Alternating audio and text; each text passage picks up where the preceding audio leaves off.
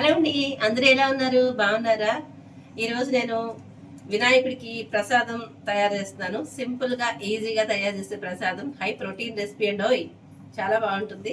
Stove వెలిగించే పని లేదనుకోండి, చాలా ఈజీగా చేసేసుకోవచ్చు. అంటే మాకు దగ్గరలో వినాయకుడు పందిరి ఉందన్నమాట. పెద్ద పందిరే వేశారు, వినాయకుడు ఉన్నాడు. మీరైతే మీకు చూపిస్తాను నేను. అయితే ఆ పందిరిలో 9 రోజులు చేస్తారనమాట. 9 రోజులు చేసిన తర్వాత మధ్యలో అన్నదానం చేస్తారట. 9వ రోజున నిమజ్జనం చేస్తారు. 9 రోజులు అయిన తర్వాత 10వ రోజున నిమజ్జనం చేస్తారనమాట. అందరూ అలాగే చేస్తారు కదండి. కొందరు 3 రోజులకి, కొందరు 5 రోజులకి, కొందరు 7 రోజులకి, కొందరు 9 రోజులకి చేస్తారు. మా దగ్గర అయితే 9 రోజులు ఉంచుతారు. అయితే చుట్టుపక్కల చాలా వినాయకులు ఉన్నాయండి, చిన్న పెద్ద అన్ని వినాయకులు ఉన్నాయి. గుళ్ళల్లో కూడా పెడతారు వినాయకుల్ని. గుళ్ళల్లో కూడా చాలా బాగా జరుగుతుందండి. ప్రత్యేకించి వినాయక చవితి చాలా బాగా జరుగుతుంది. మన హైదరాబాద్ లో సూపర్ గా జరుగుతుంది అనమాట. నాకైతే భలే ఇష్టము. అయితే వినాయకుడి కోసం అని చెప్పి ఇదిగోండి ప్రసాదం చేయడానికని పెసరపప్పు నానబోసానండి. పెసరపప్పుతోటి ప్రసాదం చేద్దాం. ఉడికించాల్సిన పని లేదు, పచ్చిది వడపప్పు అంటాం కదండి, అది కొంచెం మనం టేస్టీగా చేసుకుందాము. పెసరపప్పు నానబెట్టేసుకున్నాను నేను. మధ్యాహ్నం నానబెట్టుకున్నాను. కనీసం ఒక 3-4 గంటలైనా నానాలండి. నానిన తర్వాత శుభ్రంగా కడిగేసుకుని బాగా ఇలాగా నేను జల్లెట్లో వేసేసుకుని నీళ్ళన్నీ ఇలా చూసారు, నీళ్ళు కారుతున్నాయి. నీళ్ళన్నీ మొత్తం వడవేసేసుకోవాలన్నమాట. ఇట్లా ఇది ఇలా నీళ్లు పడుతూ ఉంటాయి. నీళ్ళన్నీ వడిపోయే వరకు ఉంచుకోవాలి. ఇప్పుడు మనం ఈ దీంట్లోకి కారం కారంగా చేస్తే బాగుంటుంది కదండి, అందుకని ఇదిగోండి పచ్చిమిరపకాయలు. అసలే వర్షం పడుతుంది, పొద్దునుంచి మధ్యాహ్నం నుంచి వర్షం అండి, బాగానే వర్షం పడుతుంది. ఫుల్ వర్షాలు ఏంటో తెలియదు, నిమిషానికి వర్షం వస్తూనే ఉంది. అయితే ఇదిగోండి కొత్తిమీర. దీంట్లో కొబ్బరి కూడా వేసుకుంటే చాలా బాగుంటుందండి. కానీ ఇప్పుడు నా దగ్గర కొబ్బరి లేదు, అంతా నివేదన చేసేసిన కొబ్బరి చిప్పలే ఉన్నాయన్నమాట. అందుకని నేను కొబ్బరి వేయట్లేదు. దేవుడికి నివేదన కోసం ఇవ్వడం కదా, అందుకని నివేదన పెట్టినవి ఇవ్వకూడదు.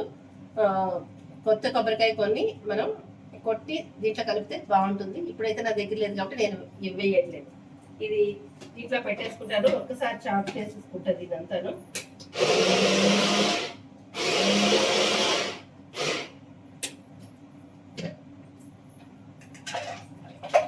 ఎంతో కాదండి, ఒక్క నిమిషమైన పని ఇది. ఇది చూసారా, అయిపోయింది. దీంట్లో ఉప్పు వేసుకుంటాను. అదంతా అలాగే నిమ్మకాయలండి, నిమ్మకాయలు కలుపుతాను. ఇది బాగా నీరంతా కారిపోయిన తర్వాత అప్పుడు మనం నిమ్మకాయలతోటి ఇది వేసుకుని ఉప్పు, కొంచెం పసుపు, ఇంగువ వేసుకుని కలిపేసుకోవడమే. అంతేనండి, చాలా సింపుల్గా చాలా ఈజీగా అయిపోతుంది. హై ప్రోటీన్ కదా, చాలా హెల్దీ కూడాను. ఉడికించాల్సిన పని లేదు, ఒక చుక్క నూనె వేయాల్సిన అవసరం లేదు. నూనె వేయాల్సిన అవసరం లేదు, నెయ్యి కూడా వేయాల్సిన అవసరం లేదు. ఇవి కట్ చేసేసుకుని ఈ కారం దీంట్లో కలిపేసుకుని మీకు కలిపేసిన తర్వాత మళ్ళీ మిమ్మల్ని కలుస్తా, ఓకేనా? ఆ తర్వాత గుడికి వెళ్ళిన తర్వాత అక్కడ అదే వినాయకుడిని చూపిస్తాను మీకు. ఒక చిన్న క్లిప్ మీకు చూపిస్తాను, సరేనా? ఇదిగోండి పసుపు, ఇంగువ, అలాగే ఉప్పు కూడా వేసేసాను. 3 నిమ్మకాయలు కట్ చేసుకున్నా. ఈ నిమ్మకాయలు దీంతో పిండేసుకుందాం. చూసుకుని సరిపోకపోతే కనుక ఇంకొక నిమ్మకాయ కూడా పిండేస్తాను.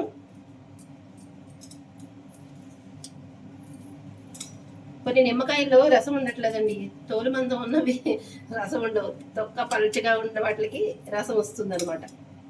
కరెక్టేనా? మీరు గమనించారా?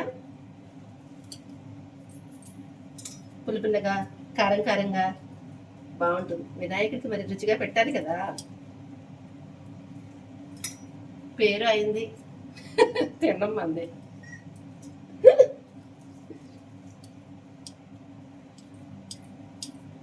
సరిపోతుంది అనుకుంటున్నానండి.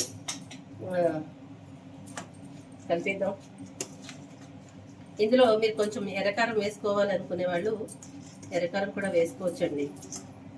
ఇంకొకటి చెప్పనా, ఈ నిమ్మకాయకి బదులు మామిడికాయ ఉంటుంది కదండి, పుల్లటి మామిడికాయ. సారీ, దగ్గు ఇంకా తగ్గలేదండి నాకు. అయితే పుల్లటి మామిడికాయ ఉంటుంది కదా, ఆ మామిడికాయ తురిమేసుకుని నిమ్మకాయకి బదులు అది కలుపుకున్నామే అనుకోండి, ఇంక చెప్పాలా చెప్పండి, ఎంత బాగుంటుందో కదా. ఇలా మొత్తం కలిపేసుకోండి. ఈ పచ్చిమిరపకాయలు కారం ఎక్కువగా ఉన్నాయి, అందుకని కొంచెం వేసాను. ఇంకా కొంచెం వేసేసాను అనుకోండి, పాపం అక్కడ పిల్లలు కూడా ఉంటారు కదా, తినలేరు కదండి, అందుకని తగ్గించి వేసాను అనమాట.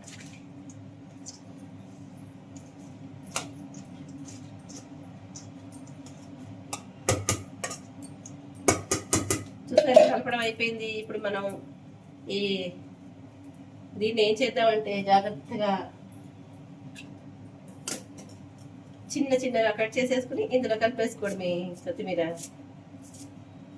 చూడండి.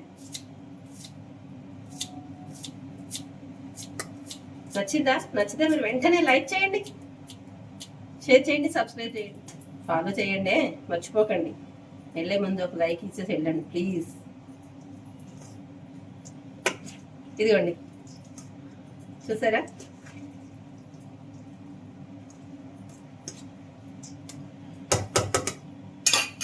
మూంగ్ దాల్ సలాడ్ బాగుంది కదా.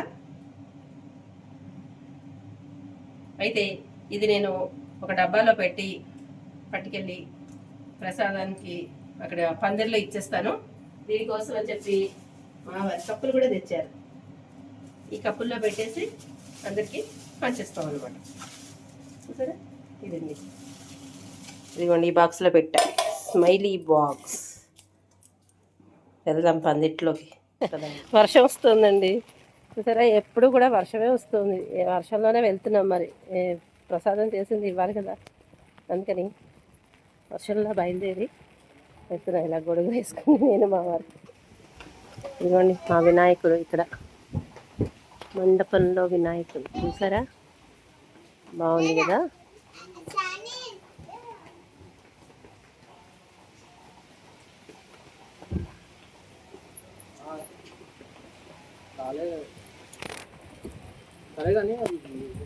చూడండి ఊరిని వర్షం పడుతుంది, వర్షం పడుతుంది. ఇదండి ఇలా జరిగిందనమాట. ఇప్పుడు మనం చూపించాను కదా, వినాయకుని చూసేసారు కదా మీరు. ఇక్కడ లైటింగ్స్ అవి పెట్టారు, చాలా బాగా జరుగుతుంది, అసలు సూపర్గా ఉంటుంది. కాకపోతే ఫుల్ వాన పడుతుంది.